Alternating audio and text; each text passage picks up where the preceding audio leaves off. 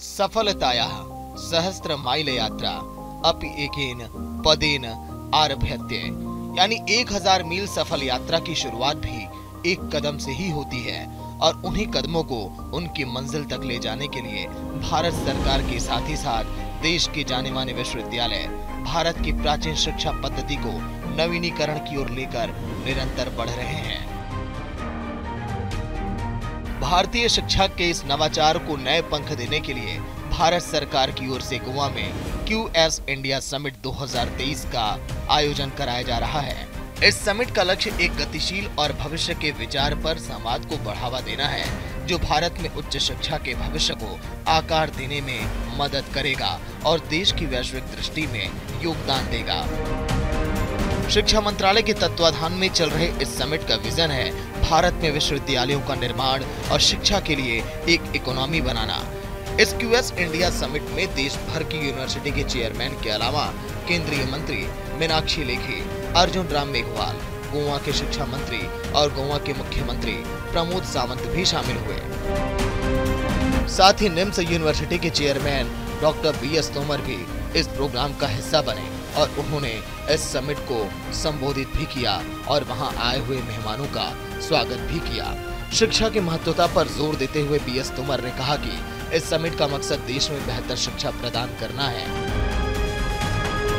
BS Tomar ने universities की शिक्षा और यूनिवर्सिटीज में होने वाले रिसर्च की भी बात कही, जो भारत में विश्व स्तर के विश्वविद्यालयों और उच्च शिक्षा संस्थानों के निर्माण की क्षमता रखती है। Well, we all are here to discuss on how strong universities can facilitate and boost innovation, research and overall economic growth of India and globally. Recently, following on footprint of India's global vision, India has achieved remarkable progress towards building university at par excellence with global universities by launching National Education Policy 2020 under dynamic leadership of our Honorable Prime Minister Narendra Modi ji. The Honorable Prime Minister Narendra Modi ji has said, Atmanirbhar Bharat is not about being self-contained or being close to the world. It is about being self-sustaining and self-generating. The vision of Atmanirbhar University and Atmanirbhar higher education system is truly inspiring. It combines the vision of the modern research university to create a new global university which is multidisciplinary, inclusive, aspiration and international, which will surely take India towards achieving 5 trillion economical growth of the country.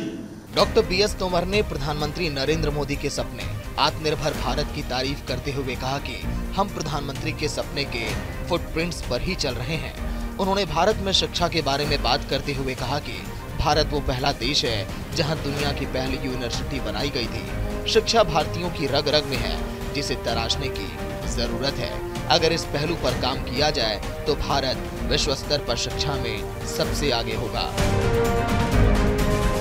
India education system is one of the oldest system, as Professor Ram has told, that we have to go back then we were from the Vedic time, Nalanda and Takshila, where there were prominent institutions, very old days.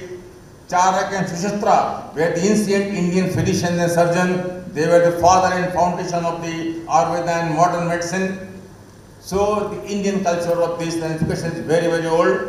Now, let me congratulate Dr. Ashwin Fernandes for a recent book on India's knowledge supremacy, into which he has described in detail about how Indian education system evolved in present shape.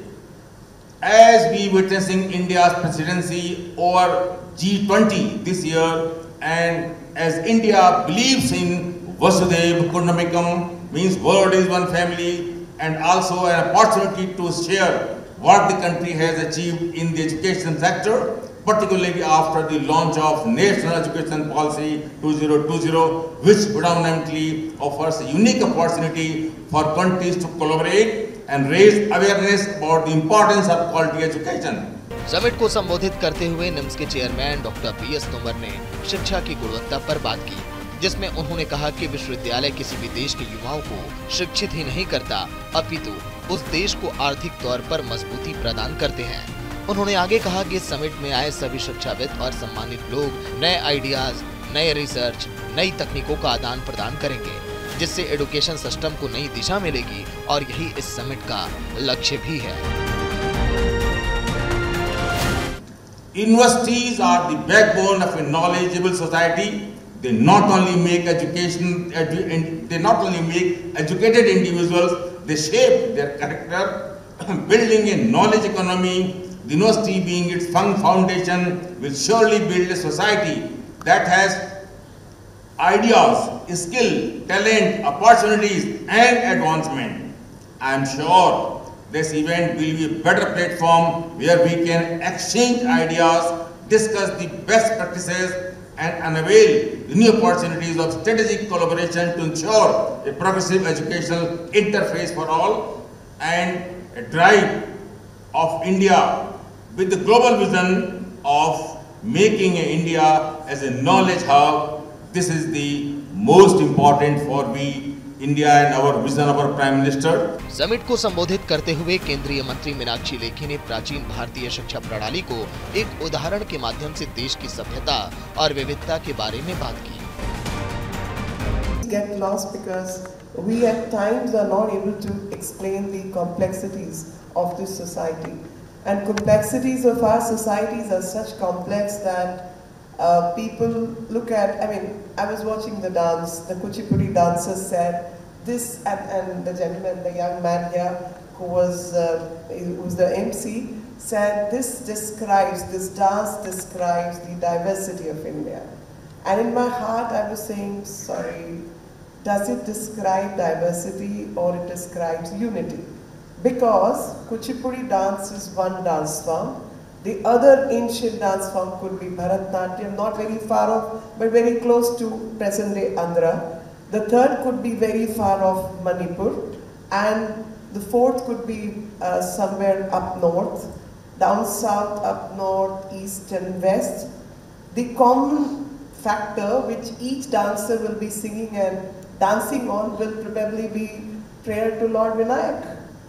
So it's the perspective. The perspective of looking at things as we are diverse or we are same, and one of the Vedic or the Upanishadic thought is that there is one truth, ekam satya vipra bahuda vadanti, which means truth is one, but the wise men speak it differently. इस summit में केंद्रीय मंत्री अर्जुन राम मेघवाल ने अपने विचार व्यक्त करते हुए गुड ह्यूमन बीइंग की बात कही। उन्होंने चाणक्य का उदाहरण देते हुए क्वालिटी एजुकेशन पर भी बात की और बताया कि अगर देश में क्वालिटी एजुकेशन सिस्टम होगा तो देश तरक्की करेगा। हमारे संवाददाता दीपक चौबे ने केंद्रीय मंत्री अर्जुन राम मेघवाल से QS समिट के लक्ष्य के बारे में खास बातचीत भी की। के लिए केंद्रीय मंत्री अर्जुन राम मेघवाल जी, सर लगातार प्रधानमंत्री कहते हैं सबका साथ सबका विकास, और G20 समिट जो गोवा में हो रहा है आपने भाग लिया है, किस तरीके से बच्चों को उत्साह करेंगे, और जिस तरीके से अगर बात की जाए तो जो नई शिक्षा नीति आई है? देखिए, हमारे जो एजुकेशनल इंस्टीट्यूशन है वो ग्लोबल बेंचमार्क पे स्टैंडर्ड मेंटेन करे, उसके लिए समिट है। लेकिन उसमें मेरा ये कहना है कि हम अगर गुड ह्यूमन बीइंग पैदा नहीं करेंगे तो एजुकेशन का भी कोई महत्व नहीं रहता। इसलिए वो इमोशनली बैलेंस्ड होना चाहिए, जो एजुकेशन लेकर के बाहर निकले सोसाइटी के लिए, मेंटली फिट होना चाहिए, फिजिकली फिट होना चाहिए, तभी वो सोसाइटी को लीडरशिप दे सकता है। इसलिए खाली इंफ्रास्ट्रक्चर किसी का अच्छा है और स्टैंडर्ड मेंटेन कर रहे हैं, मैकेनिकल पढ़ा रहे हैं, वो महत्व नहीं है। महत्व है कि उसमें इमोशन जो है ह्यूमन बीइंग में, वो सोसाइटी के लिए काम आएंगे कि नहीं आएंगे, वो सर्विस करेगा कि नहीं करेगा, सर्विस टू द सोसाइटी, वो डिवोशन उसका होगा कि नहीं होगा, तभी वो लीडरशिप दे पाएगा। सर एक आखिरी सवाल ये भी है कि अभी कुछ दिन पहले प्रधानमंत्री नरेंद्र मोदी ने आदिवासी जो लोग हैं उनको संबोधित करते हुए कहा था कि जो नई शिक्षा नीति आएगी उससे आदिवासी लोगों में ज़्यादा फैलेगा, बात ज़्यादा जाएगी। देखिए, एकलव्य विद्यालय की बात वो कर रहे थे, 38,000 के आसपास हम नए टीचर उसमें लगा रहे हैं, और एक आदिवासी बहुल क्षेत्र है वो हॉस्टल में रह करके पढ़ेंगे, और अपने जनजाति समाज जब एजुकेशन की मुख्य धारा में जुड़ जाएगा तो देश विकसित हो जाएगा। तो प्रधानमंत्री के नेतृत्व में जिस तरीके से लगातार सबका साथ सबका विकास की बात की जा रहा है, QS समिट हो रहा है गोवा में, और जो अगर बात की जाए इंस्टीट्यूट, खासकर अगर शिक्षा की बात की जाए तो जो एक लोगों को पहुंचना चाहिए उसके लिए यहाँ पर चर्चा हो रही है। कैमरामैन KD के साथ दीपक चौबे, गोवा, न्यूज़ इंडिया।